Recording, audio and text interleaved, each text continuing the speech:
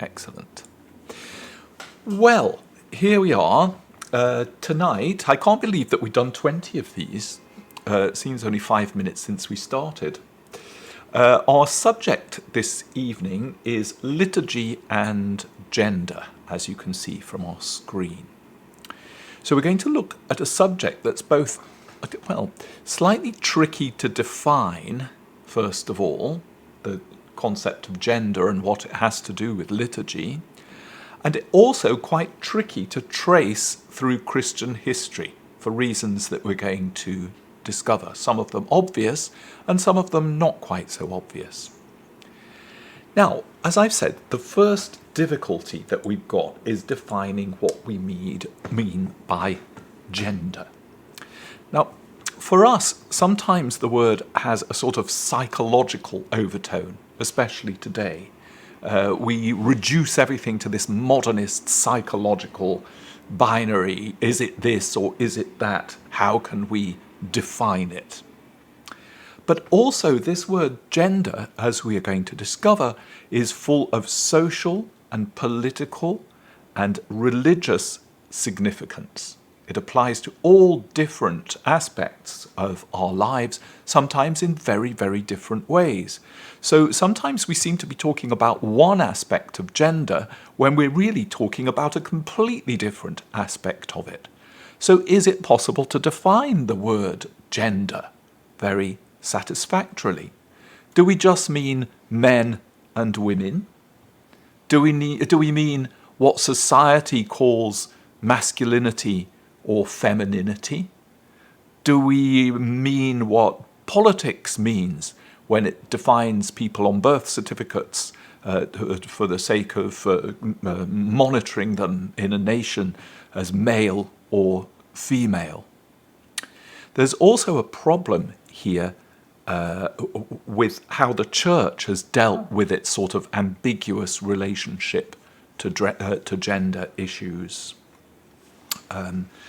There are those who've simply suggested, that the best way of dealing with the fact that the church hasn't been fabulous about women in the past is to just find more fabulous women and stick them in the pile. This is option one. Add women and stir. We've got quite a large number of male saints. We can reel them all off. But the number of women saints, well, we'll probably be able to haul a few out there, and some notable women from the past. I don't know, Eleanor Roosevelt, Florence Nightingale, maybe, a few others. Well, what if we just chucked all of these women in there a little bit more and made a bit more of a fuss of them? Would that be the best way of dealing with the problem? Just add a few more good women to the church's narrative and the problem is going to be solved. Well, we're going to see that is an extremely inadequate way of dealing with this problem, mostly because we've inherited quite a male discourse about what holiness looks like and who has first call on it and who gets to define it and who's in and who's out.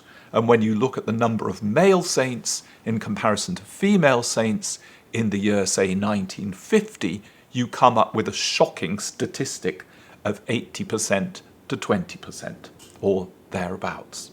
That's not to say that the church has not recognised its women saints, and indeed many of them have been far more important to the church's history than a lot of male saints that people have made a fuss about. But we'll begin to discover this male-female thing is a bit of a false dichotomy anyway when we come to look at the way in which we look at gender now.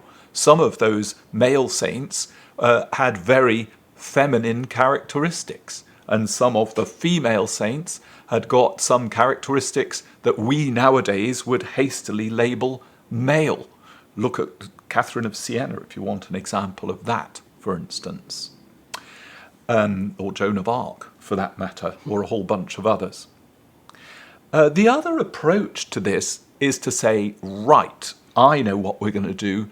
We're going to put front and centre the story of misogyny and patriarchal oppression in the church. We're going to blow that story right up in everybody's faces.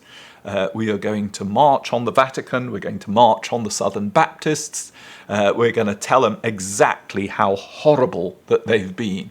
And before we can do anything else, we must, at all costs,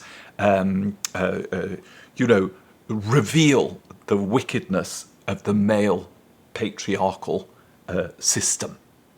But you see, the problem with that is that it's going to completely ignore these amazing places in history where women have actually possessed great agency and great power. And perhaps we will even overlook the places where women in the past have used their social class or their prestige or their royal status to oppress people who are beneath them. Think of Catherine de' Medici, for instance, or Lucrezia Borgia, or various other women who have used their religious status, their religious power, to oppress. This isn't a one-sided story, and it will do none of us any good if we just end up focusing on either option 1 as our only option or option 2 as our only option. Joris? Yeah, we would be also overlooking the questions that a lot of these women we're going to talk about didn't understand themselves on our modern liberal terms. That is, they wouldn't, just like a lot of women today in Christianity also, also in other faith traditions, don't agree with a lot of the liberal ideology and all of this idea. And some of the women we're going to look at, and actually most of the Christian saints we're going to look at, I think, had different conceptions of authority, of obedience, of gender roles. And so we're going to try to make something out of it, because that's always challenging for us to see, to look at the past and see how it helps us think also differently about ourselves and as moderns. Yes, that's a good way in. So what we're going to try and figure out tonight and ponder on together is to see if there's a much better way forward out of these two options that looks beyond gender as this sort of primary identifier of ourselves and sees us all of us engaged equally, perhaps with different roles that may not necessarily depend on what we call gender, all of us engaged in the people's work. That is the work of liturgy, the things that the Christian Church does together. So perhaps the best place to start will be to have Joris explain some of the interesting complexities that come about when we talk about gender today. And then we'll go on to explore what these ideas look like, or ideas about gender look like, when they influence the ways in which we go about worship and the ways in which we go about liturgy. So Joris, did you want to move in a little? And I'll move over this way. So thank you.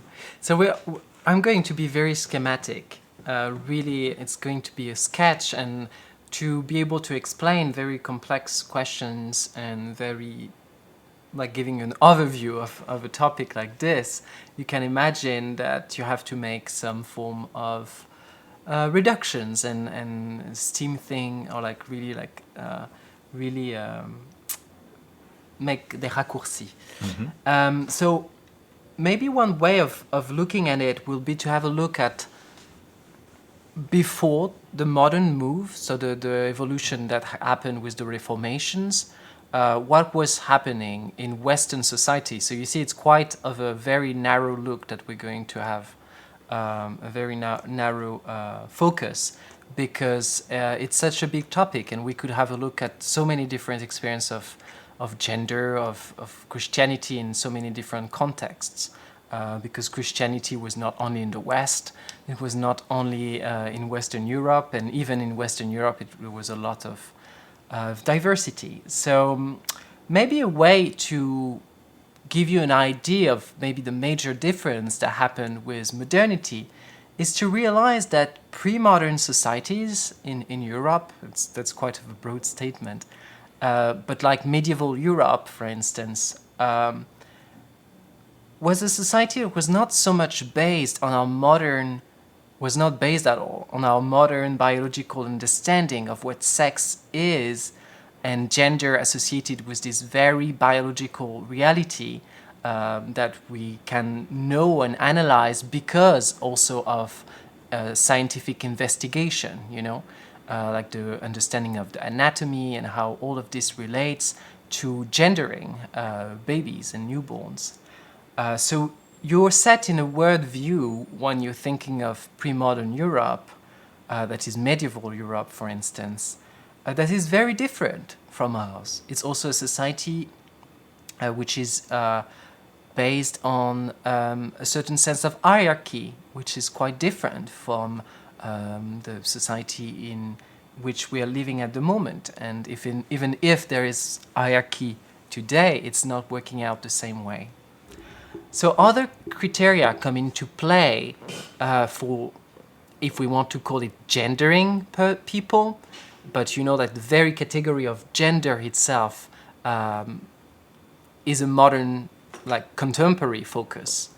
So what we want to do is more try to stir all what we have and see how it relates to the liturgy. That is the question of sex, the question of genders, the question of status, doing something a bit more, even more messy than intersectionality.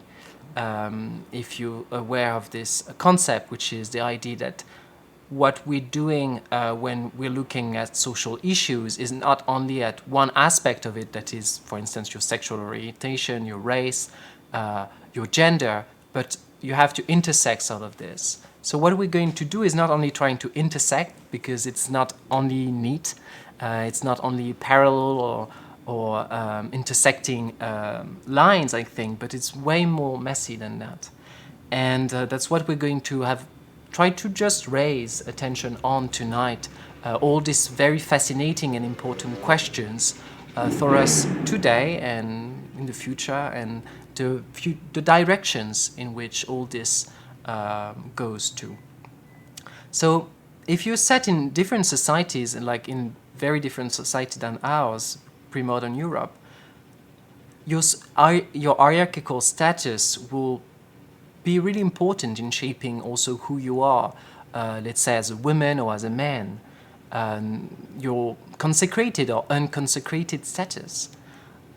So what's the difference between, for instance, a noble woman and a lower class woman, or a consecrated virgin and a noble woman?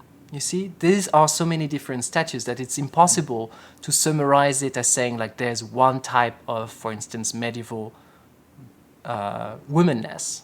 You see, it's always more complex wherever you are located, reshapes all of this. So it's easy to make broad statements about gender and for political reasons, but when you look at the history and the complexity of it, you see that things are way more nuanced.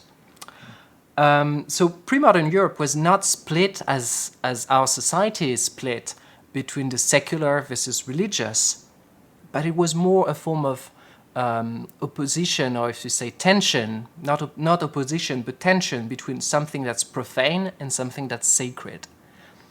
But the way the two were related was very different. That's a shame that I couldn't make a little drawing, but the reality is that the sacred is understood more as a form of transcended profane than something that would be beside it. Just like we have our modern mind view, that's like on one side you have religious, on the other hand you have secular. We have a very spatial understanding of this binary, whereas for a medieval mindset it would be understood in terms of procession, in terms of ascension, or in terms of coming down. But that's always this form of, it's more, we have to think of it more in terms of a pyramid, with the sacred being the top of the mountain. Just like in the whole liturgy, the altar signifies this higher step, this higher level in the liturgical space, which is also the organization of the whole society centered around the church. So it's really important to understand that the split in society doesn't happen at the same level than in our society. When we think like on one side you have religion, on the other hand you have secular, whereas here it's more of like a mountain, really. So it means that the domain of the sacred was not understood in opposition as the profane, but more as a form of fulfillment, of right orientation of the profane. That's why in like pre-modern society, celibates and celibacy, celibate life consecrated to God, that's like someone who would not fulfill the usual life path of someone having children, having a household, family, taking care of your relatives, all of this political involvement that you would have at this level, you would renounce it whenever you endorse a celibate life. But it doesn't mean that it's not a political action, you see? If we think in our modern secular pattern, we're going to think, oh, it's religious, so it's not political. But it's not, you see? It's a form of consecration, of sacredness, which is not purely religious in our terms. That is, it's both political and secular. And that's why it's impossible to say, for instance, when we look at medieval women or early modern women, that, oh, they were doing religious stuff, it was nothing political, you see? That would be imposing our bias on their lives and trying to shape them in our modern understanding that religion is just a little closet when you put some stuff and that doesn't have so much impact on the rest of political life or society, especially in Europe, I have to say. In the US, that's a bit of a different topic. But in early modern Europe, that's really, really true. So since the early years of Christianity, and you can see it in a lot of lives of saints and martyrs, there has been discussions about what is the gender of the resurrected, what's the gender of the resurrected bodies. Many upheld that a form of male-gendered, like Christ himself, would be the one of the resurrected. But you know that in the resurrection narratives, it's not so obvious who or what Christ is, because Mary Magdalene, for instance, didn't recognize him. So you see that there's a problem here. It's not exactly what he was before. So maybe it was not exactly the same form of masculinity, if you think he's still masculine, you see? So there are a lot of questions which were on the table and were matter of discussion. And of course, a lot of different parties would play in this. Some groups will uphold some views and others will have other ones. So we're not going to go into the details of that, but you see that's a very old and ancient question on what's the nature, the sexual, the gendered, the status, the nature of the resurrected body and Christ himself in the first place. In ancient times, also, in the ancient Mediterranean world, and it also varies, I'm talking of the ancient Mediterranean world, but Germanic cultures, other cultures had also very different ways of relating to gender and to organization of society were altogether very different. So in the ancient Mediterranean world, the female gender, just like children, were not really understood as fully men, fully human. They were human, but not full men. Like it's very present in the Greek thought, for instance. They couldn't bear witness in court, for instance. That's why also the fact that the holy women are the first to bear witness of Christ's resurrection is very strange, because in their culture it wouldn't be possible for them to bear witness. So they were not considered kind of fulfilled in this. They didn't have all the rights that full citizens and full men, because we're talking also of citizens, because you had enslaved people also in this world. So all of these parameters you see come into play in defining what's your gender in the church or in the society in which you're living.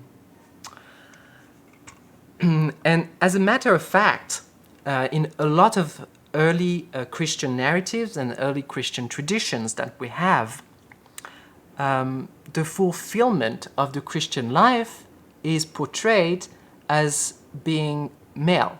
That is, even if you wear... can we move to the next slide? Yes. Even if you were a woman, kind of a certain understanding of your the excellency in being a Christian woman would be being a man, or a certain form of man. And this is a good example. Do we have the text? No. Oh, no, we don't. No, okay. I'm afraid it's okay, no underneath problem. there. Yeah. But a good example of that is present in the life, the passion of Saint Perpetua and Saint Felicity. So Saint Perpetua and Felicity, they were two African Christians from Carthage. Oh, Carthage. Carthage in the northeast of Africa. I mean Tunisia today. Tunisia. So Perpetua and Felicity had actually two different social status. Perpetua was a noble woman, whereas Felicity was a slave. And so you have the narrative. We have the narrative of their passion, and there's a very interesting thing happening in the passion of Perpetua, because so she was persecuted for being Christian by the emperor of the time, and before she dies, she has a vision of her death, and the vision reads as such. So she is about to be martyred. And because I knew that I was given to the wild beasts, I marveled that the wild beasts were not let loose upon me. Then there came forth against me a certain Egyptian, horrible in appearance, with his backers, to fight with me. So she's figuring herself in the arena being martyred, you see. And there came to me, as my helpers and encouragers, handsome youths, and I was stripped and became a man. Then my helpers began to rub me with oil, as is the custom for a contest, and I beheld that Egyptian, on the other hand, rolling in the dust.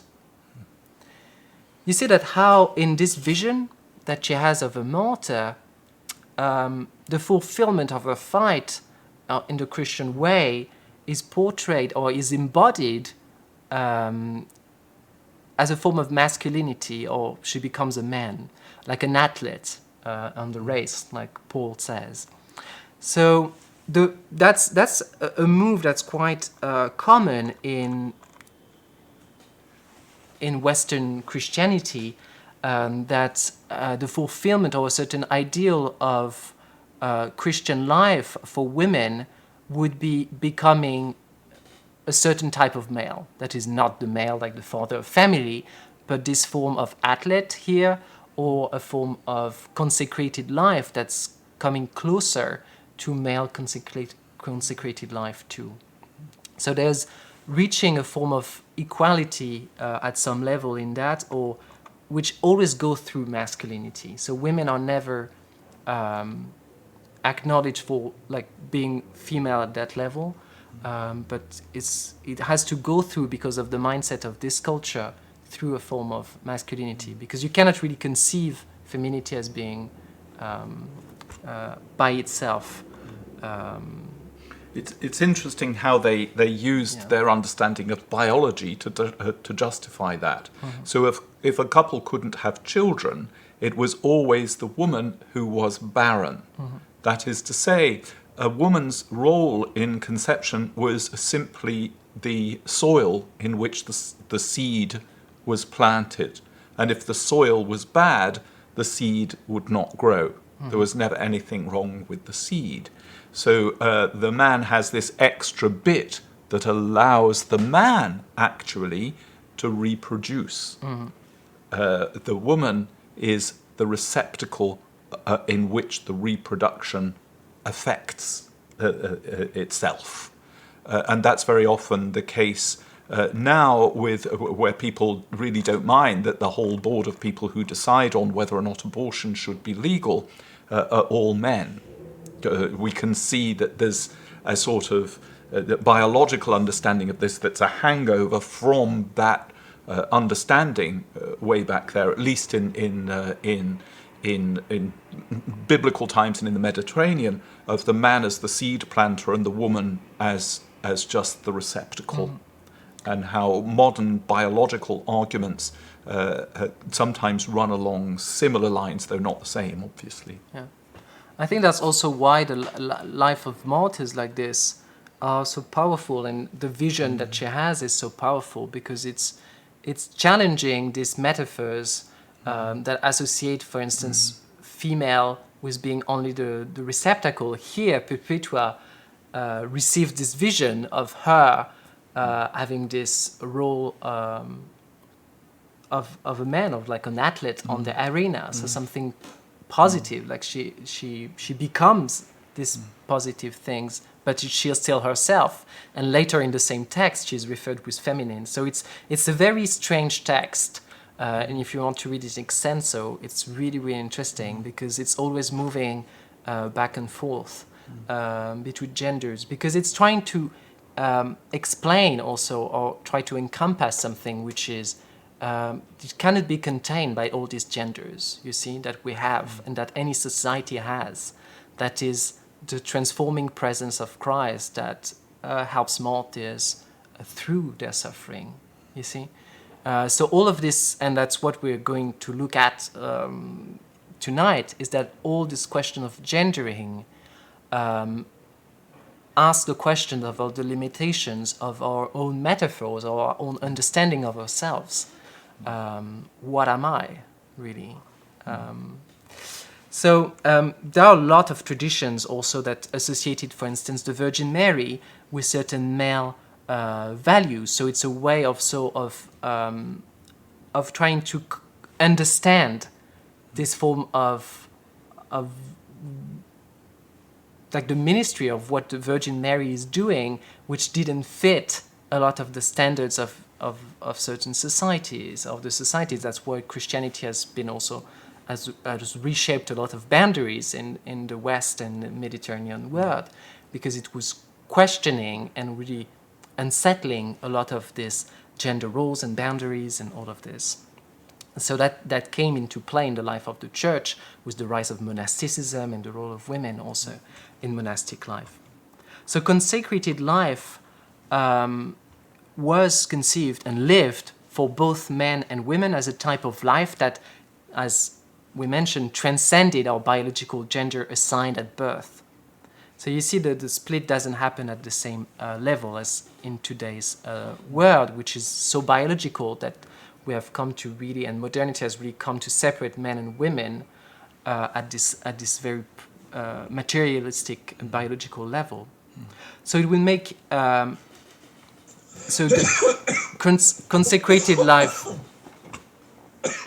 Can you stop? Yeah. Consecrated life, for instance, for a woman would mean that she could leave the precinct of the household, live with other women. So it means it's changing also your whole devotional life. It's changing what you're supposed to do in terms of who you are, instead of raising children, in terms of participating in the life of the community you belong to. So as we will see, a lot of this reality that was quite ambiguous was understood as kind of prefiguring the kingdom of God, in which there is no male nor female, and marriage doesn't really exist. So all the reality of celibacy is really kind of a third gender, if you want, of the Western world before the Reformation, and the Reformations too, because the gender roles have also evolved in monasticism after the Reformations. But that's interesting to consider that, to see that it's celibacy and the personas celibacy shaped was very different from the rest of the other female characters that you would have, or male characters that would be living in society. Which doesn't mean that nuns were not still women, but they were celibate women, which was kind of a different thing. So you have more like 4 gendered roles than just the 2 binary one we have. So many examples actually of women consecrated women who had leading role.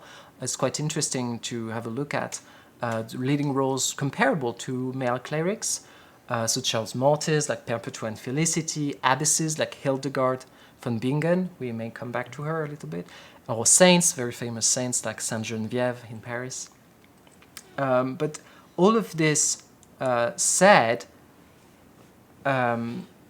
they could only rule through, because of the doctrine and the teachings, they could only rule over women if they were abbesses usually.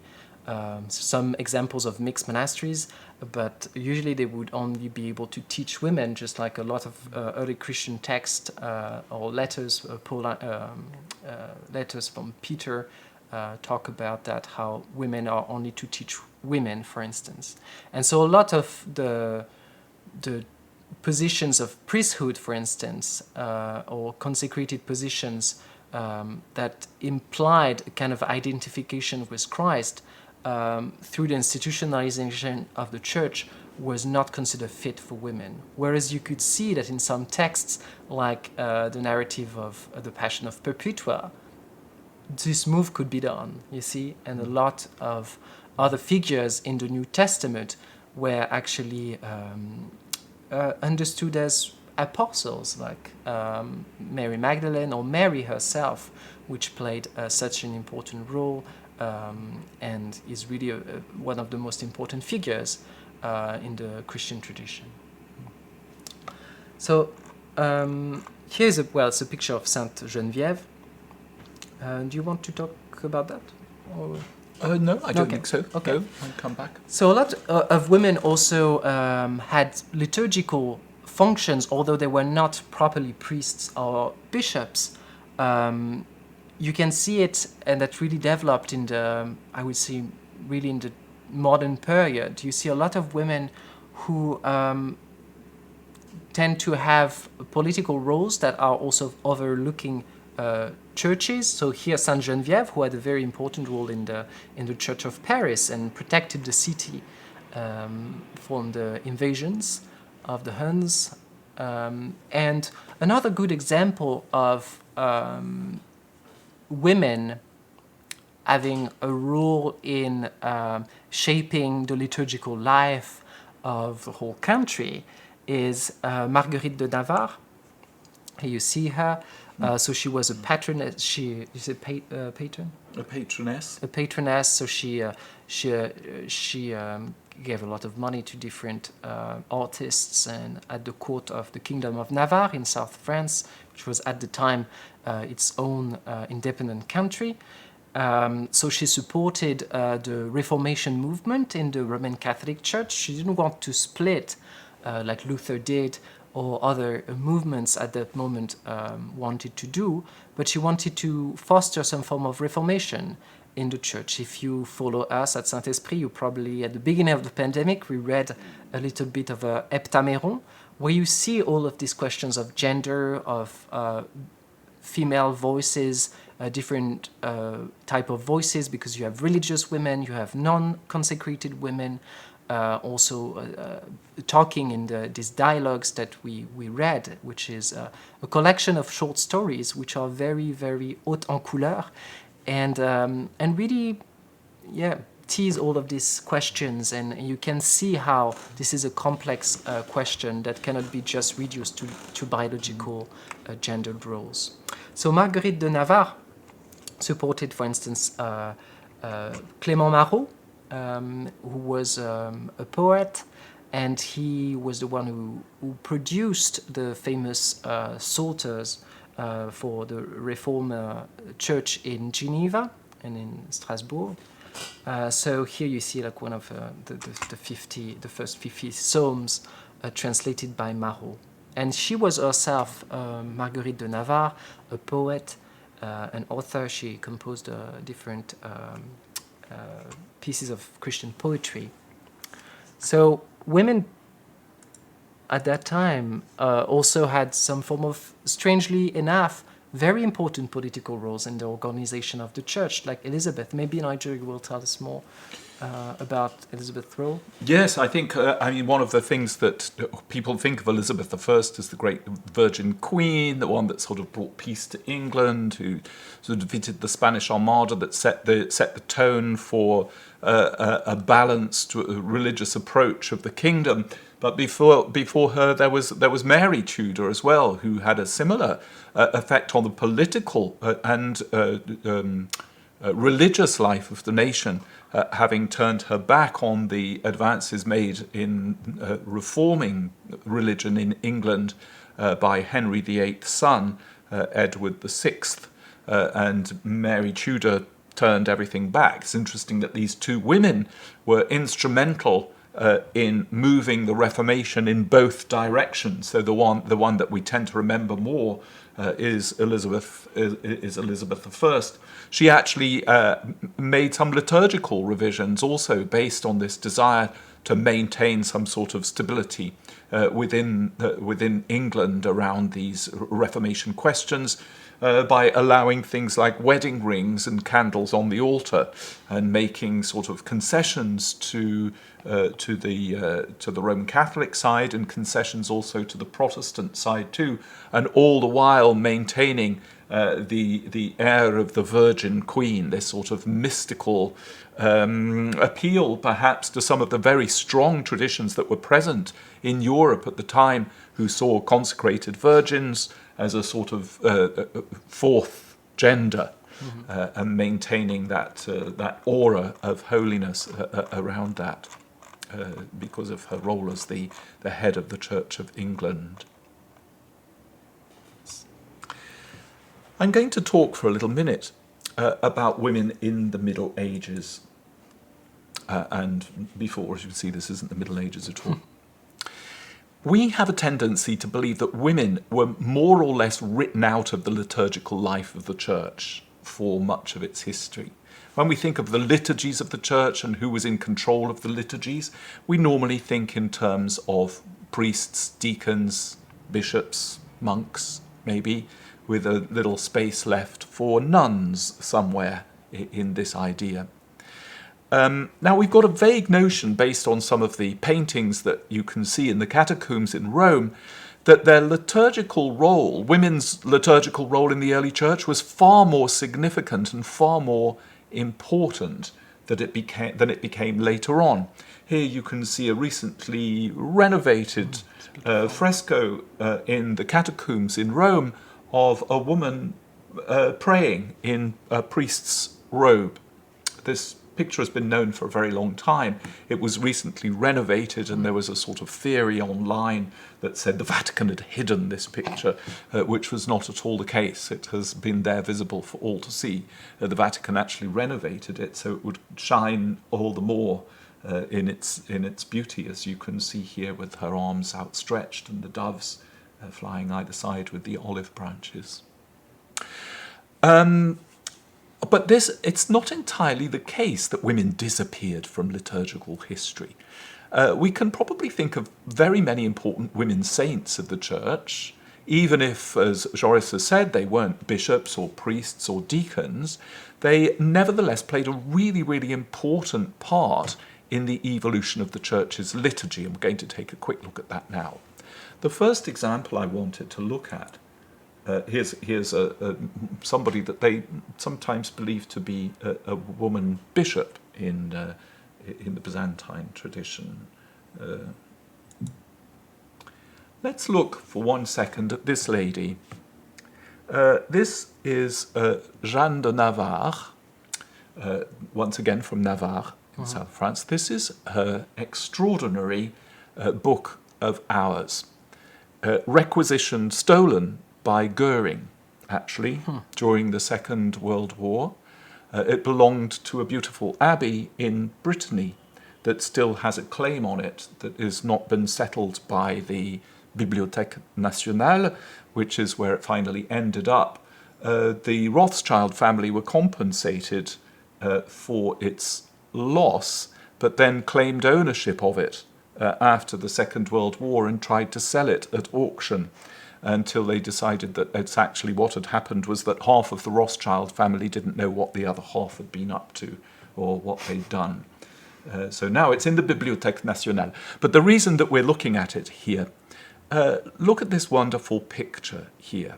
All the way through this beautiful missal, you can recognize the pages of it because you can see here these wonderful medieval trailing ivy decorations are really characteristic of this illuminator. All the way through this beautiful book, it was probably prepared for her in the royal court to teach her how to read and to follow the liturgical hours. You can see Jeanne de Navarre kneeling or worshipping, observing biblical stories from the margins and the stories of the saints. And here you can see Jeanne de Navarre distributing alms to the poor, instructed by an angel. Here's Jeanne de Navarre at the top. Here's the angel pointing to the beggar's bowl.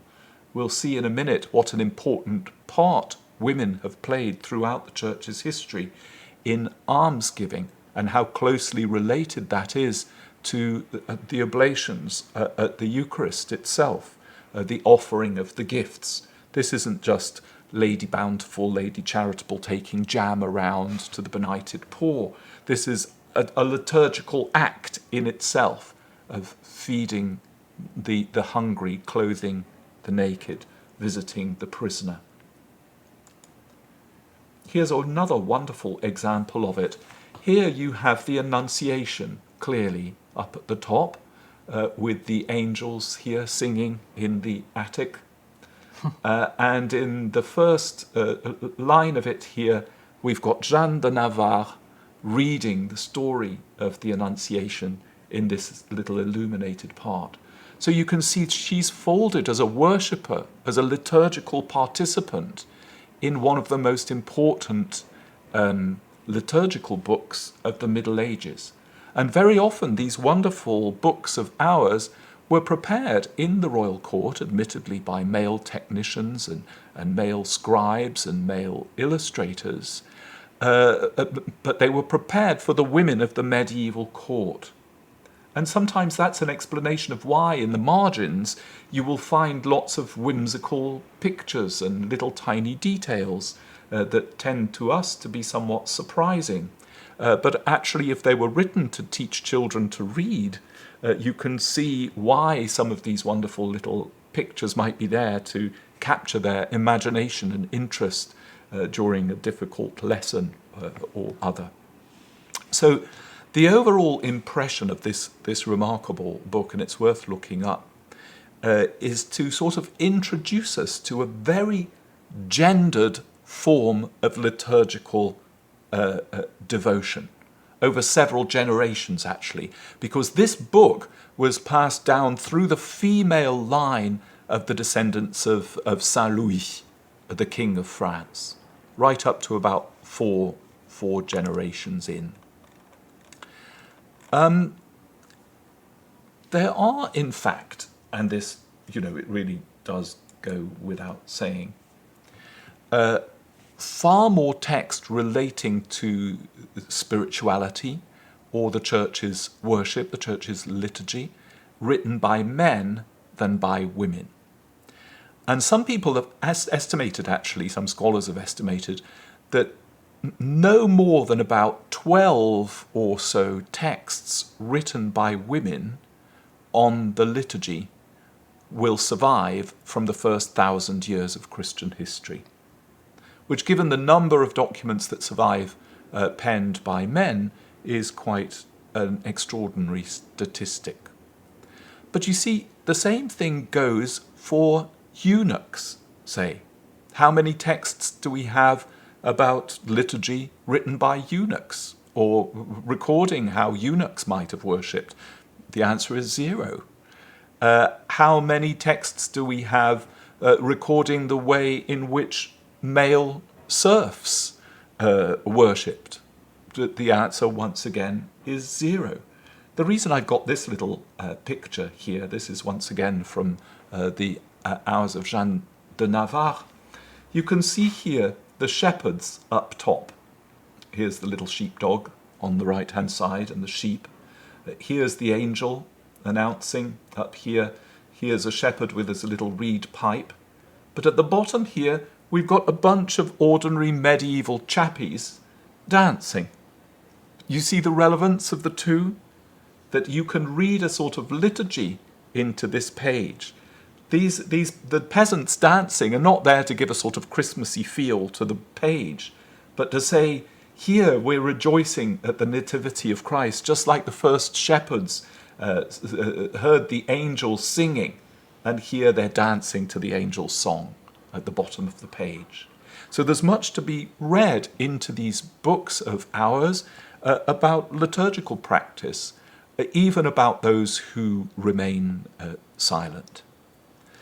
So we don't know from their own mouths or from their own pens how the great bunch of men and ordinary and women actually worshipped for a large period of the Church's history.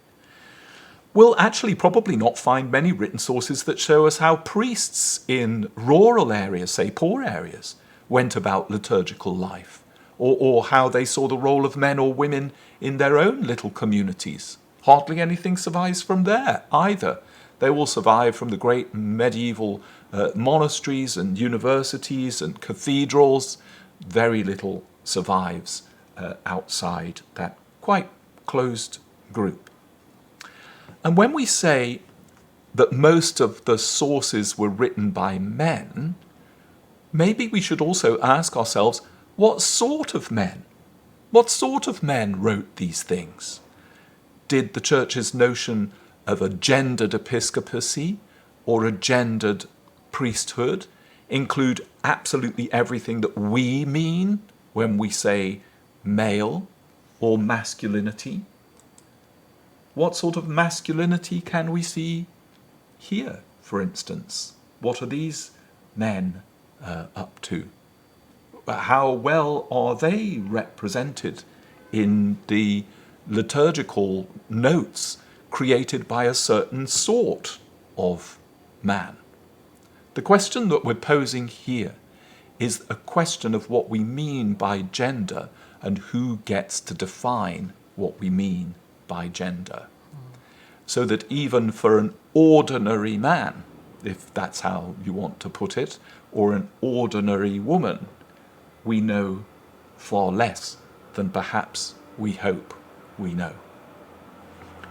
Now, part of the problem here is that liturgical studies in universities and in seminaries were launched at a time in the Church's history when the Enlightenment was at its height. Do you remember when we looked at Enlightenment spirituality, such as it was? And this whole idea of the reduction of everything to some sort of analytical construct. When I was at Oxford studying theology, we were told that there was no point in studying liturgical or spiritual texts. You might get a little class on how the Book of Common Prayer came to be, or the basics of the liturgy in terms of how the Eucharist evolved. But if you suggested that you might take a course on the theology of Catherine of Siena or Teresa of Avila, you would be laughed out of court. They'd say, oh, that's spirituality, that's not theology. That's nothing to do with what we're up to here at the seminary. This is serious stuff. You don't want to be floating away in the ether with Francis of Assisi or something. That's not logical.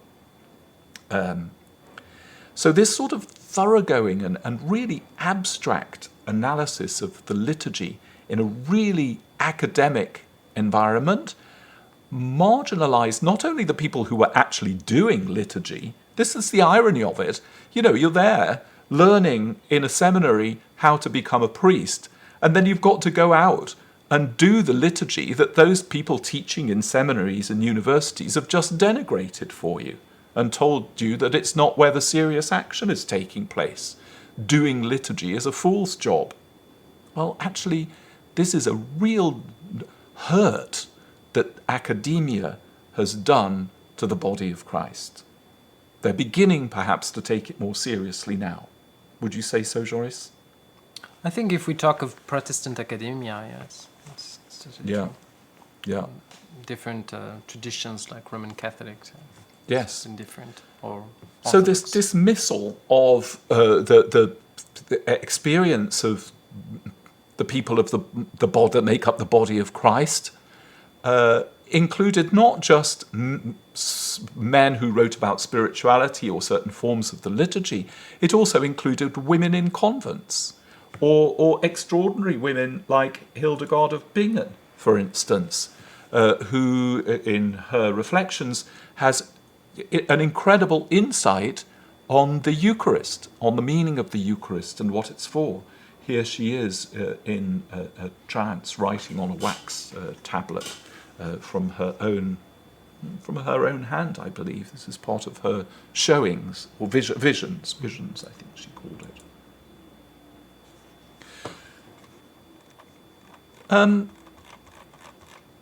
In one of the first huge magisterial analyses of the origins and forms of the Roman Mass, produced in the 20th century, written in 1948, women are mentioned only 11 times in over 1,000 pages.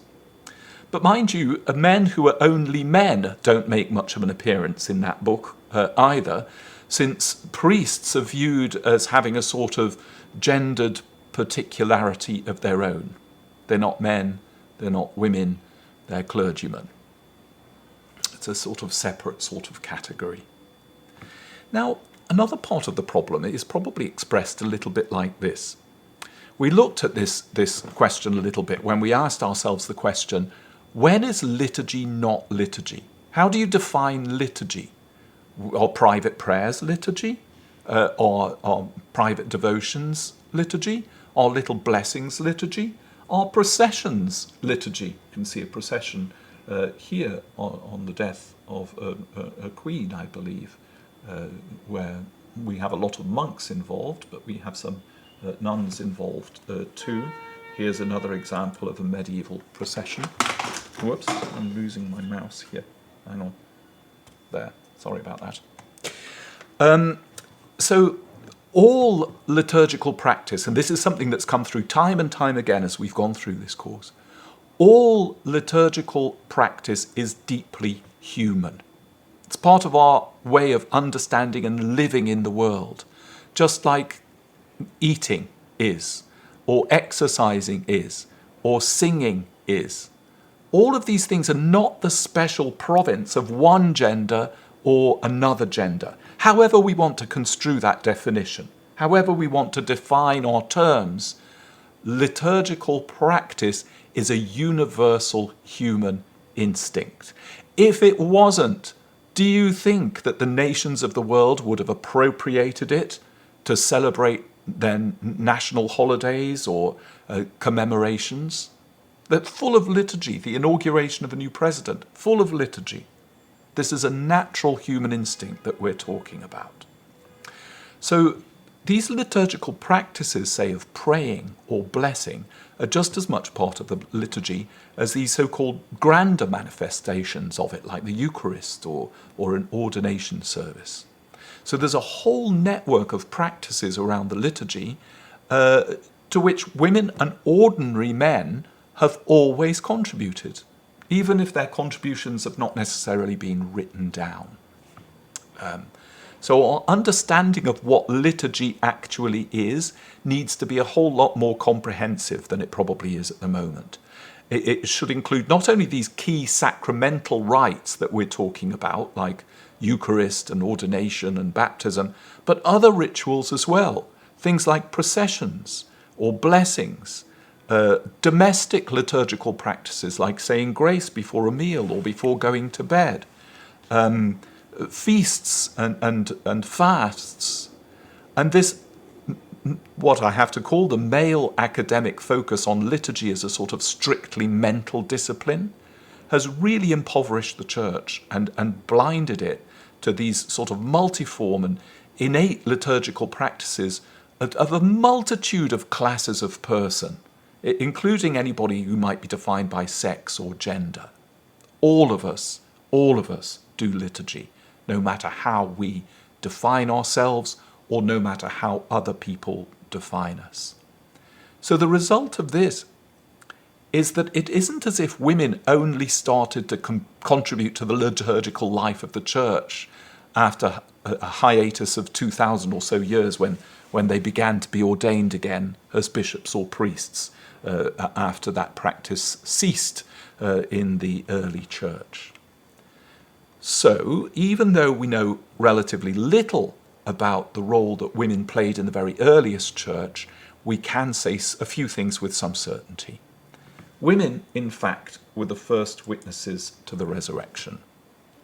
That's why Mary Magdalene is called the apostle to the apostles. Apostola apostolorum. Here she is in a lovely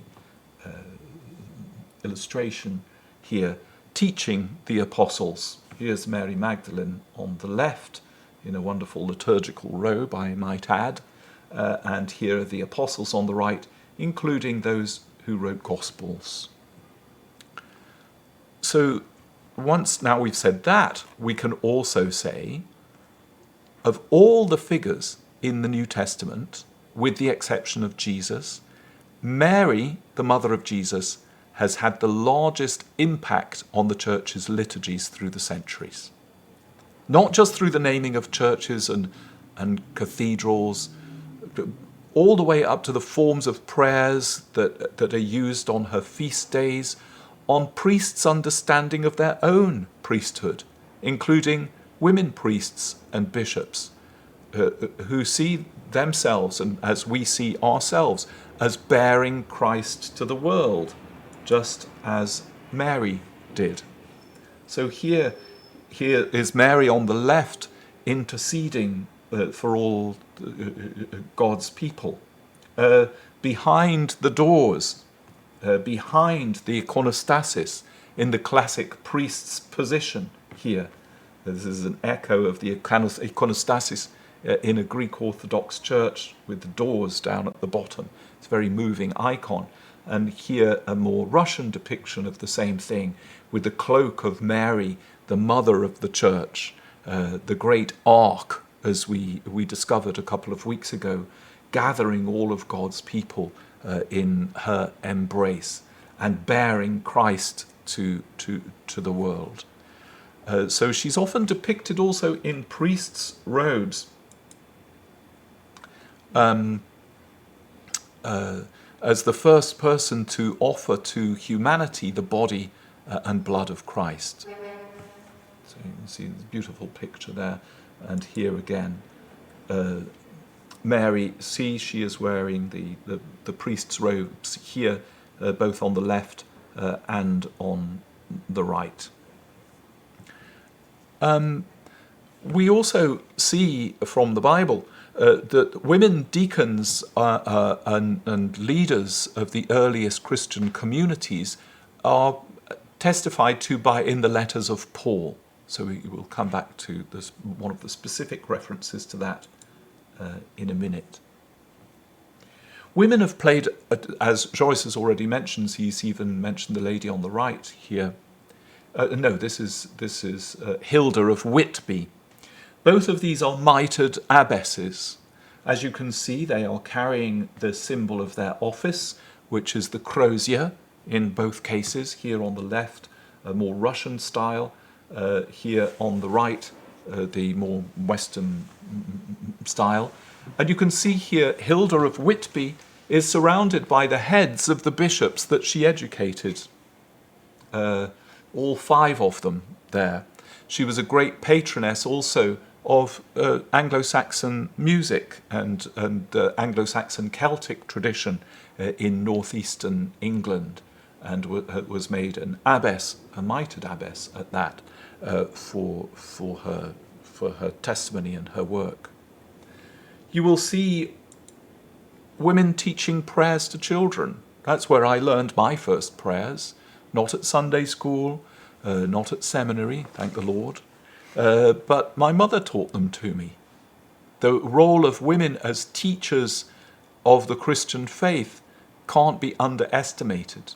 As teachers of the bare bones of the liturgy, how many of us are able to look away from the book and close our eyes during the Lord's Prayer or through some other prayers because our mother has taught us how to do that from a really young age.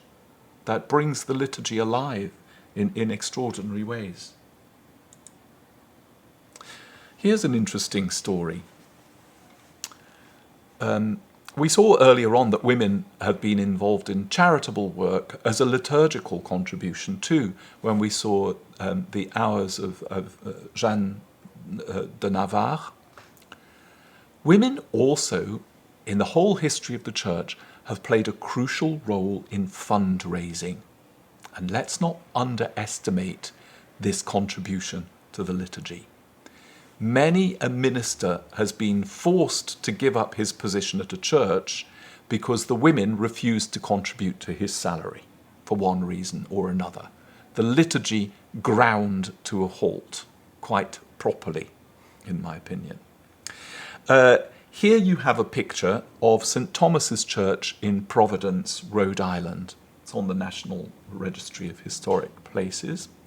In 1893, women raised money to hire an Episcopal priest to come to the church. The vestry said, "Thank you very much, we'll set about the search." And the women said, "No, you won't. You're not having the money unless you choose the person that we have in mind."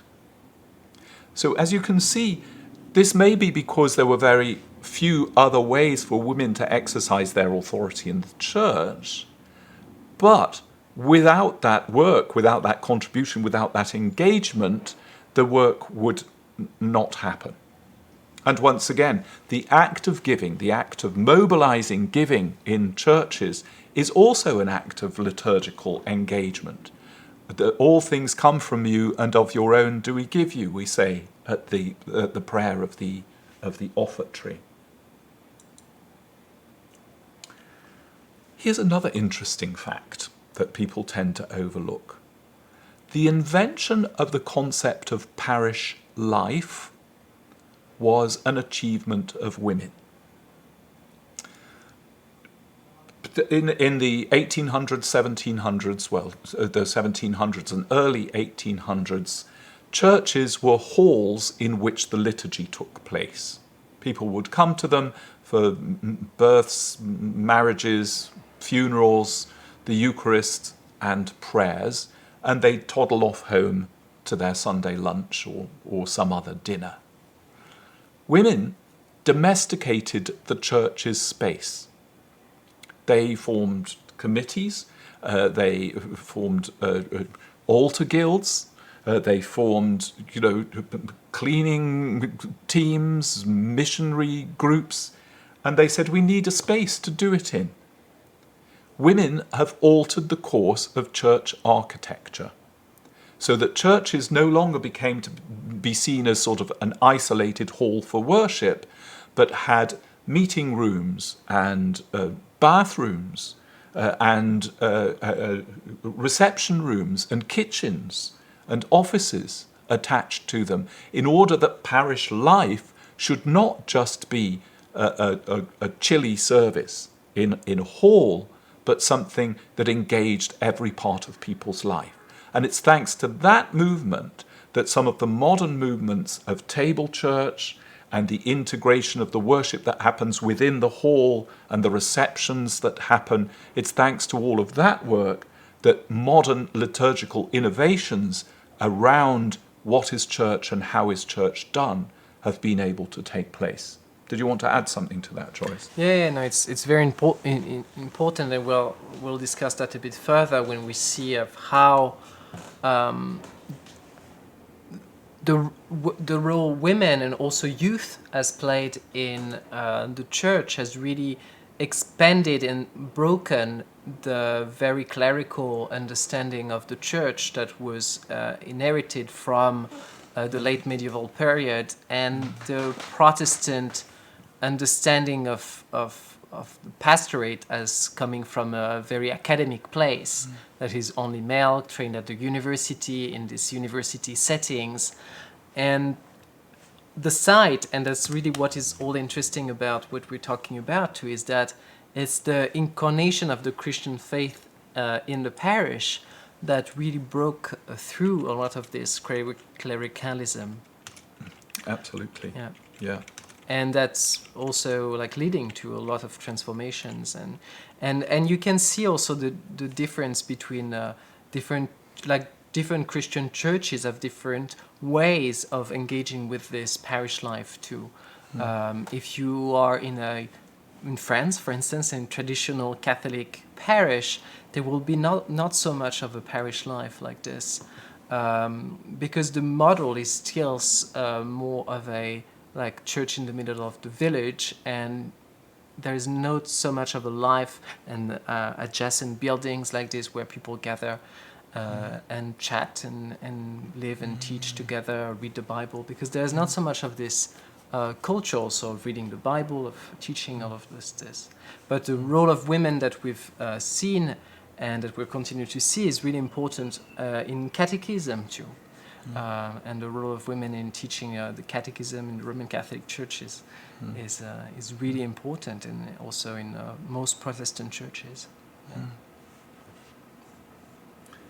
I wanted to talk just for a moment about this. Here's Joan of Arc, who led the king to his coronation in Reims from Orléans, was it? They sort of marched across under the nose of the British and managed to get the Dauphin crowned. Was it Louis IX? I'm not going to. I can't venture a guess. It's safe probably to say that it was some sort of Louis. Yeah, or Charles. Or a Charles, yes. Anyway, there he is, whoever it was. All of these little details and more, they help us to see also something really important.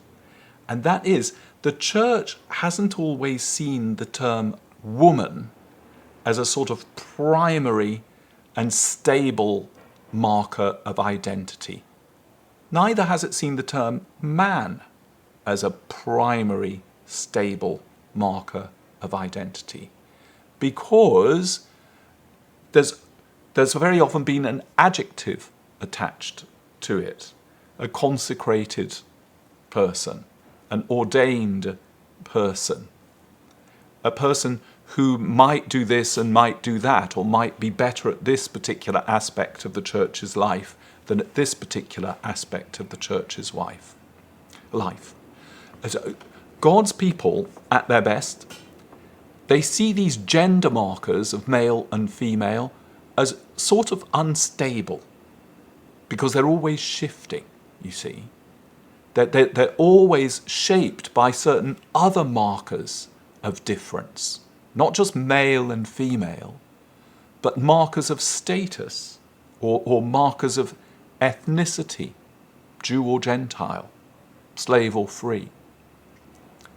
The church, sometimes to its grave detriment, has seen a race marker as more important than a gender marker, either in terms of oppression or in terms of celebrating one particular race over another. The church has made it more ambiguous around things like age, for instance, or geographic location. So to be utterly reductionist about it and saying you're just a woman or you're just a man, the church has never been satisfied with that as a primary, stable, unchanging, unnuanced marker of identity. There's always this ambiguity in what the church is about because of the notion of the body of Christ, because of living out the reality of the body of Christ. And added to this as you can see from this picture, several others I might have shown, the church is really no stranger to what we've come to call gender bending, or gender crossing, or gender slippage, for instance. The baptismal rite used to involve the blessing of milk and honey by the priest, the male priest. And the priest would feed the newly baptized with the milk, equating it to Mary's milk, the food of the church. The Middle Ages are full of stories of women dressing as men for a variety of fascinating and really interesting reasons. And the church's story is full of many male writers who imagine themselves as brides of Christ, for instance, or being pregnant with the Word of God. Our religious, liturgical language queers the field. It plays with it. It messes with society's rigid ideas of what it means to be a man or what it means to be a woman. And the church, at its worst, very often wants to impose that identity on people at the price of seeing their primary identity as baptized members of the household of God. That's our first identity. I know many men who might have very feminine characteristics, and I know many women who might have what we might call masculine characteristics. But all of these things are nothing to do, in the end, with our fundamental glorious identity as children of God. There are lenses that our society has slipped over our eyes in order to be able better to define who belongs to what sort of category. I hope that sort of makes sense. I wanted to talk for a minute about women's ordination to finish off with, because the time is ticking by. Here are the reasons why. Some of them are theological, some of them are liturgical, and some of them are rooted in what we might call human rights. First of all, the priest's job is to serve the people of God. It isn't about gender, primarily. It isn't about marital status. It isn't about sexual orientation. Serving the people of God takes priority. If you come up with these things first, gender, marital status, sexual orientation, say, right, that's what we're most interested in, now serve the people of God, we've once again put the cart before the horse. Secondly, here's a more secular reason why people have argued for the women's right to be ordained, but I think people are coming round to see that this is actually a very biblical thing too. The church should be working to end every type of discrimination as contrary to God's intent for human beings. See? People have often said the world taught the church that women can be priests. The world was out there fighting for women's suffrage long, long before the church decided that it might be a good idea to ordain women as priests or bishops. Here's a very practical reason, sociological maybe, liturgical even. Mm-hmm. There's a severe worldwide shortage of priests. It's absolutely true. And an increasing number of women who feel called to ordained ministry across the board. That's true for the Roman Catholic Church as well. Practical reason, but nevertheless, there it is. As we've seen, the Bible includes a lot of passages that depict women as leaders in early Christianity. Paul calls them fellow workers. He says in Romans 16:1, I commend to you our sister Phoebe, a deacon of the church of Cenchrea. So there we go. Women deacons are in the Bible very clearly, just as women apostles are in the Bible. The church teaches that women and men are created in God's image. To gender God, incidentally, is considered a heresy. both women and men can represent Christ as priests. Therefore, if we're all made in the image of God, and Christ came for all, and Paul says, no, men, women, slave or free, we're all the one in Christ Jesus, in the sense of belonging to the church, then indeed women as well as men can represent Christ at the altar. Here's that little point we just made.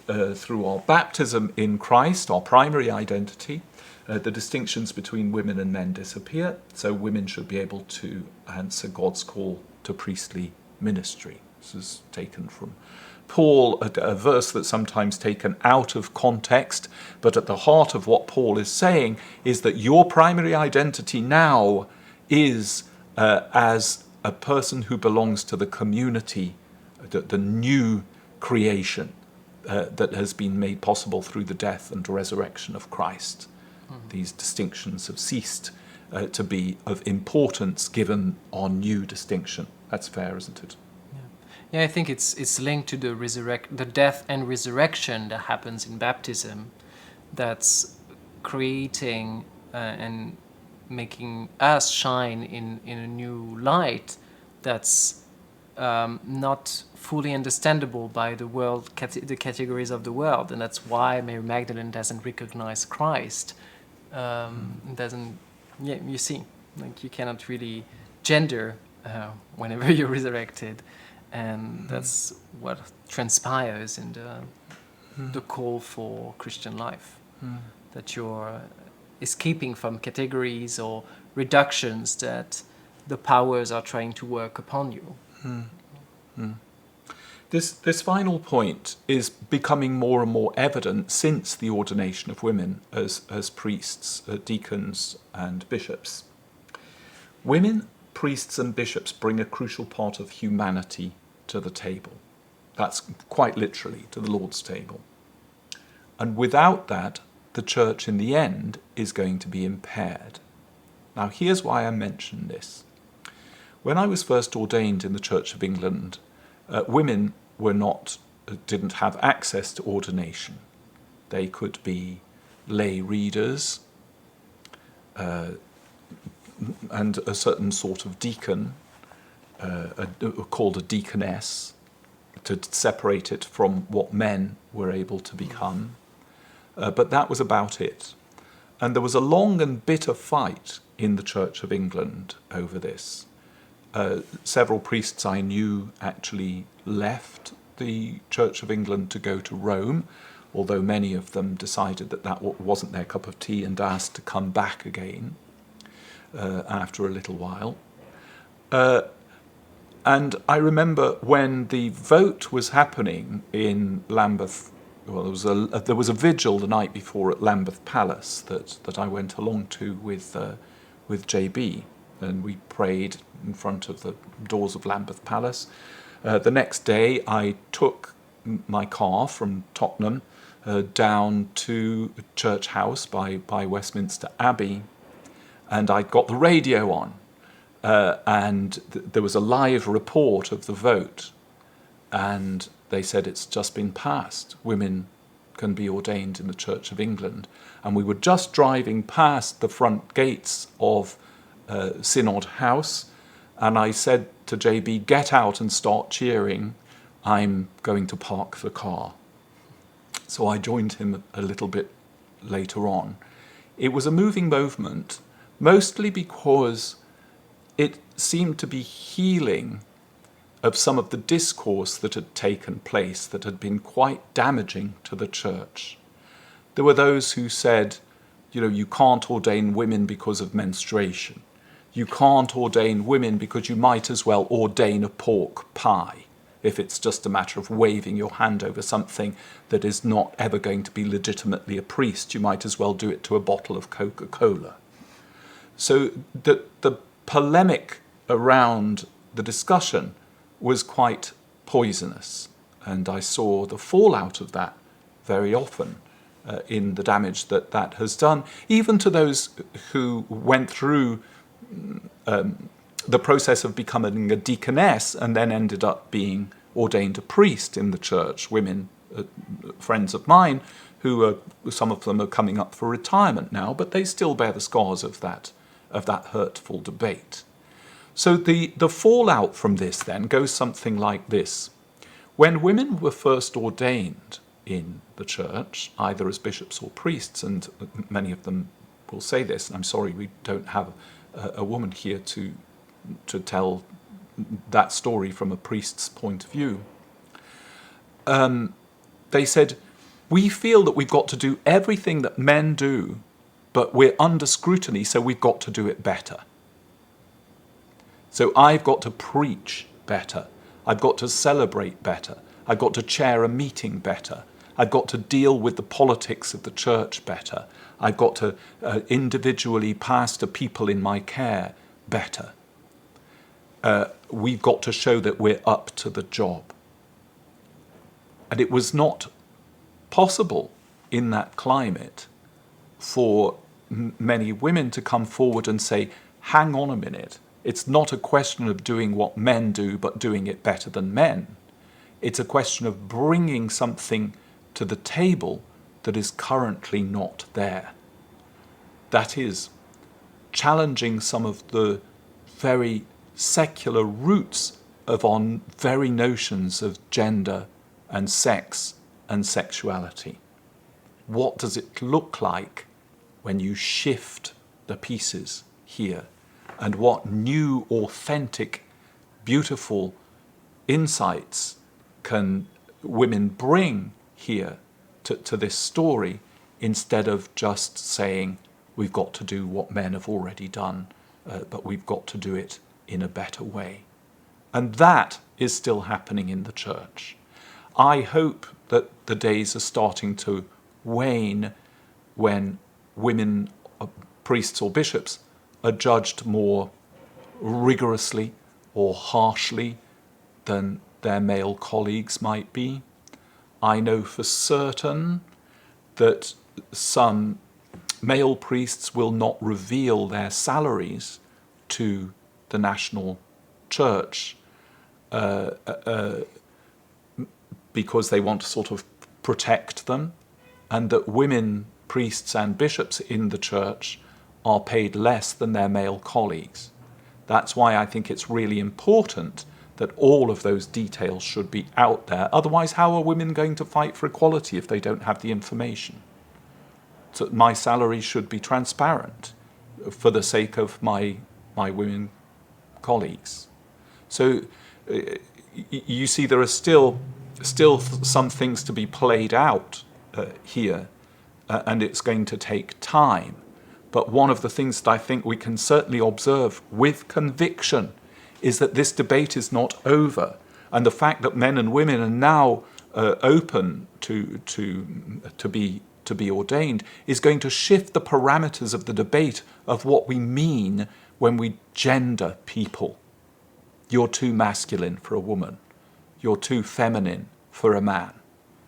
You're not supposed to do that. It's not coming over. You won't pass. Try not to be so effeminate. Some of these questions, perhaps, around how we gender ourselves and what sort of expectation we put on ourselves to play certain roles in society, have to be challenged by the church, because the church has always done that consistently through its history, through the monastic system, through all of those medieval stories that we were just leafing through the very early church's distinction that now our primary locus of identity is as members of the community, the body of Christ, and these other subsidiary identities really don't count for much in the face of that. God has made you who you are. Now, how are you going to live into the reality of that in a powerful and new way? I know we had a little more here, a couple of things to add, specifically about women's contribution to hymnody. We're going to save Anna Maria von Schurman for a little bit later, but here you go. Fanny Crosby, we still sing some of her most wonderful hymns. Women's contribution to liturgy may not be as visible through the centuries as men's contributions to liturgy might seem to be. That's not to say that those contributions are not there. They most certainly are. And if you look through the list of women composers, women poets who have who've written hymns through the centuries or translated them, you will be astonished at just how many women have contributed that to the rich life of the church. And that's a good positive note for us to end on, just for the moment, since it's now just after 8 o'clock and we wanted to leave a little time for some discussion and some questions. Yes, we've discovered a wonderful lady who translated hymns from English into French, contributed massively to the United Nations ecumenical hymn book, which I think is still going through the World Christian Student Federation, World Student Christian Federation, a lady by the name of Flossette du Pasquier, whose translations we still sing, although Joris has done a better job on a couple of them. So he's stepping into Flossette's well-heeled court shoes. Yes. Anything you wanted to add about the musicology of it? No. On Flossette? No, it's true. Like, it's really important. And in Protestant hymnody, the role that women have played is really, really important. Some of the most loved hymn, like Blessed Assurance, a lot of hymns are really, created by women and still sung today. And sometimes we don't know who are the composers of hymns or who wrote the hymns. But it's fun to come across a hymn and see that it was written by Crosby or by another famous hymnodist, like the one who wrote Blessed Assurance. What was her? Sarah Flower Adams. Sarah Flower Nearer My God to Thee. Yes. Yeah. Yes. Yeah. Isn't it funny? Think back. Who sang to you as a child? And my mother sang to me as a child. Sometimes she would sing a little hymn, Michael row the boat ashore, or something along those lines. And so it's the same sort of intimate voice that we hear coming through these great hymns that have been written by women in the church's history. Yeah, it's akin to being taught to pray, being taught to sing. Yeah. So has anybody got any comments or questions or things that they would like to bring up about the topics that we've covered?